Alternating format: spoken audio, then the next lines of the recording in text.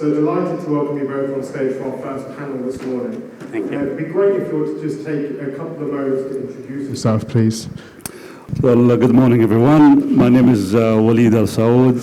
I'm the CEO of Mukatafa, which means standing shoulder to shoulder. What we do is we organize industries to come together and organize the industry,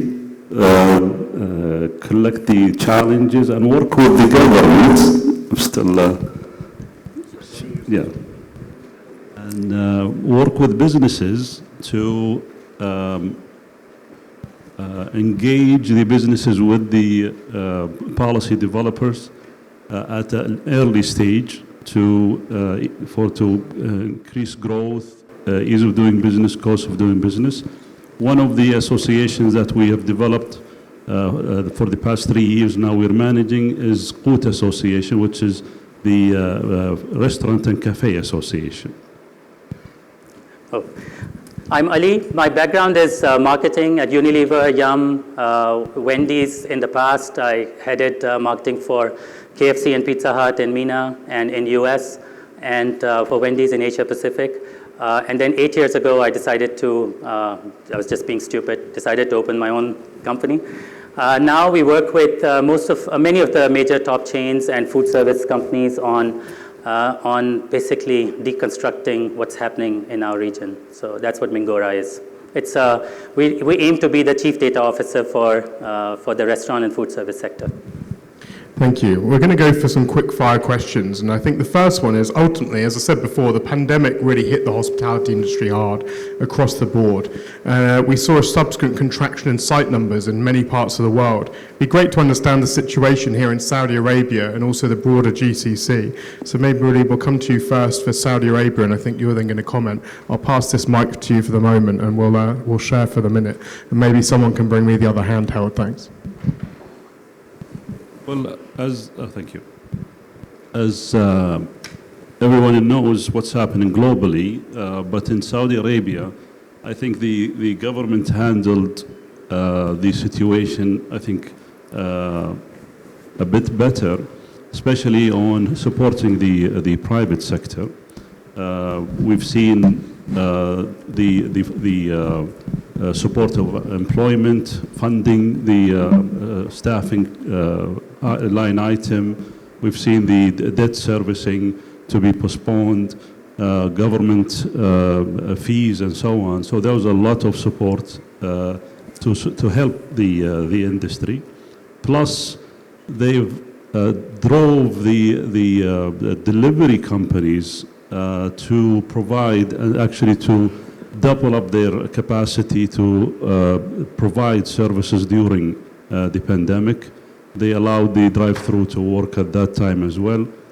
But however, still the industry was impacted for two main reasons. One, because of short of staffing, because of travel was banned. Second, because the consumer stayed home and the regulations was very strict on going in and out to restaurants. And I would add to that the supply chain issue that materialized after the pandemic started to be eased in terms of policies and so on. We're still living through the impact, and I think F&B units they've got to fill, that's driving some of that higher end income. Linking to what you just said, it's interesting that I think for a long time, the view from outside of the Middle East to the Middle East has been that it's mostly franchise businesses, probably heavily US-based businesses. And I think that from the 7 or 8 years that I've been coming and being involved in this event, we've seen a real drive to entrepreneurship and more homegrown concepts. What's happening here in Saudi in that respect? I think there's a lot of great local brands are coming in Saudi. We've seen that for the past, I would say, 7 to 10 years that they started. The standards on the quick service was very high from the beginning because it was dominated by international companies. So they had to, from the beginning, start with adopting high standard to be able to compete. That drove the market to a different level, a higher level of standards. One. Two, the local flavor or local taste starts building up. People start going out eating and they're looking for local flavor. And we've seen that's happening in the local brands, especially when it comes to freshness. They all, because they're small in size, they all source, they're produced from within the country. And they, the flavors that they're using is more familiar to the local customer.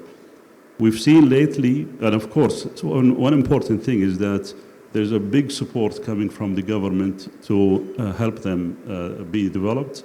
We've seen some brands starting to move from Saudi to other countries as well.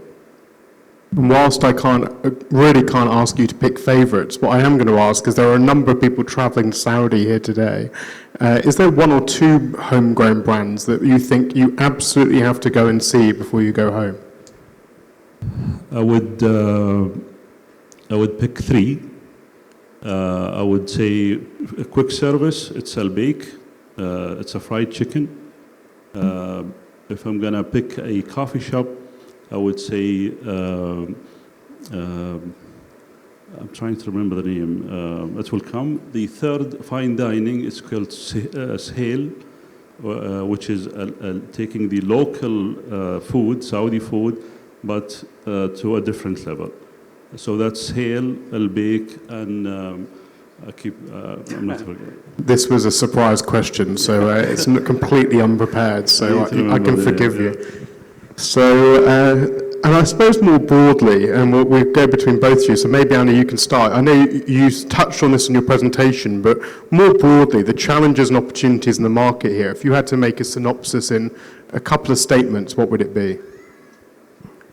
I think personally, as a marketer, I would say think selfishly. Market is what the market is, but what can I do? So yeah, I mean, there is macro challenges, with COVID, etc., and there are micro challenges. But I keep saying, there are brands that are growing, that are beating the market. So to me, the biggest challenge and the biggest, so we do the sales track, and we have like 35 chains, 40 chains reporting data, and there is an average. Any chain to the right of the average is the one that is winning market share because they're beating the average. Any chain on the left is losing market share because they're, so to me, the mindset in this market has to be not sales, but share gain. If market is plus 10 and you are plus 5, even though you're growing, you're losing share. But if the market is minus 5 and you're plus 1, you're gaining share, again, in a very difficult market. So to me, the biggest opportunity is share gain. And the same question to you. Yeah, I think looking at established companies, I know the growth that they're going through. Looking at they're looking at 10 some to 20% growth, but they're looking at not the main city, they're looking at outside the second city, I would say, and remote areas. But there's something that is very important I think you need to know.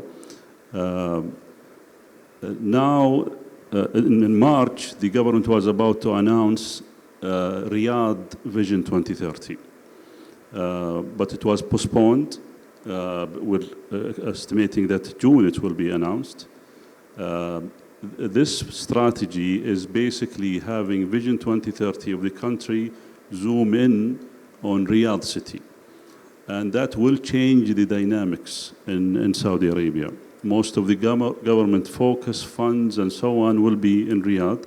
So they're thinking of, if I have a minute just to explain, they're gonna target increasing the population of Riyadh to 17 million. They're gonna increase they're targeting 40 million tourists by 2030. Dubai is 60 million, and they want in 8 years to achieve 60.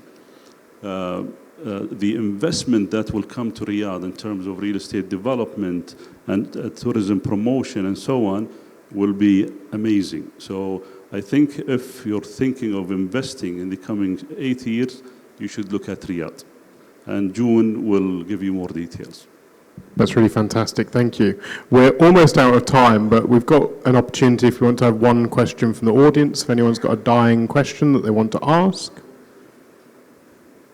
No, we must have covered it all so fantastically. So what will... Can I take the 17 minutes? 17 seconds, not minutes, but yes. So just to give you an update of what's happening in terms of development on the policy side. In the association, we're working with different ministries to revise all the restaurant and cafe building and operation standards. We hired as an association Crystal, if some of you know them, owned by Intertech.